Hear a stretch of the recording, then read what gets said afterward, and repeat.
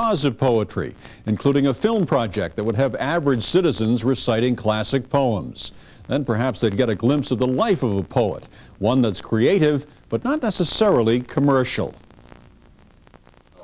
I don't want to be so bold as to suggest you should pack the poem with other metaphors and similes, but that does sort of strike the reader as the author. This graduate class at the Boston University Creative Writing Program is a training ground for poets. I think that in the first 3 stanzas, she's describing... According to the Associated Writing Programs, enrollment in such classes has risen steadily in the last 10 years. That means lots of new poets and few places to publish. We get between 25 and 30,000 a year. That is about 100 a week, and with about 5 poems, average of 5 poems per submission.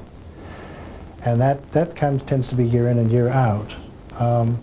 We have room for about 30 poems a year. Peter Davison is poetry editor of Boston's Atlantic Monthly magazine. Bards bombard him with their work, and just 1 poem out of 1,000 makes it to publication. When I hear something different, I'm listening for it. I'm reading with the ear always, trying to see how the poet whose work I'm reading in one of these folders sounds different from anybody I've seen before. Poets who do publish in magazines often take the next step and attempt to get a whole book published. Many try, few succeed.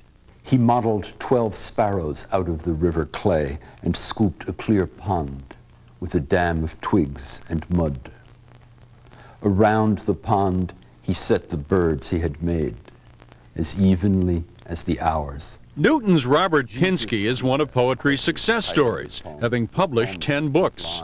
It's poetry's music that holds his ear. If you distinguish it from all the other uses of words, for me, poetry for me is the art that makes its medium the column of air inside a body as it's shaped into meaning sounds in your larynx and your mouth. Pinsky has also published this 1994 translation of Dante's Inferno. Oh, it's a great way to read a poem is to translate it.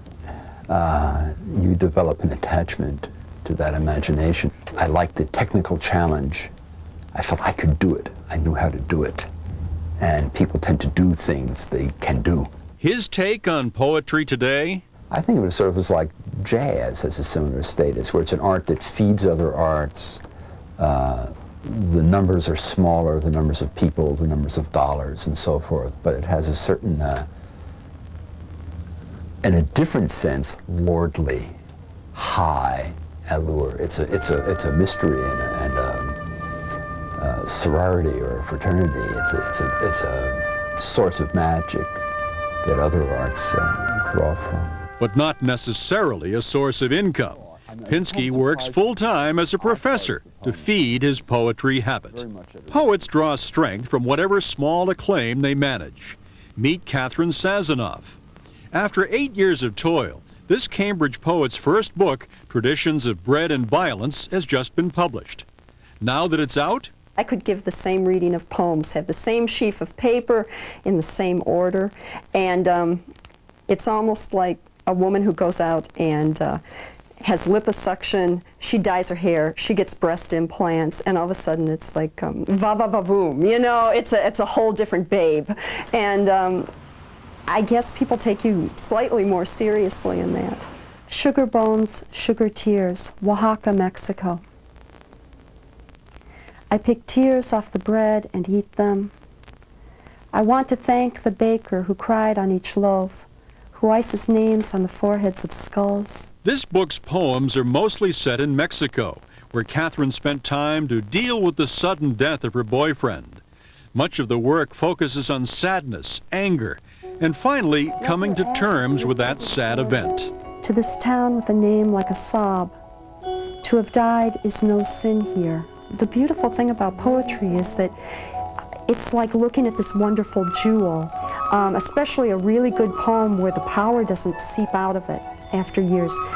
You can read it one day and you can see such and such meaning, and another day see a totally different meaning somewhere else. Or you might be sitting on the bus one morning and all of a sudden it comes to you, that's what that line means. There's just so much beauty in taking language down to its essence and seeing what it can do. actually found this show kind of inspiring, and I've jotted down a couple of words of verse here. Oh, well, maybe next week, Bruce.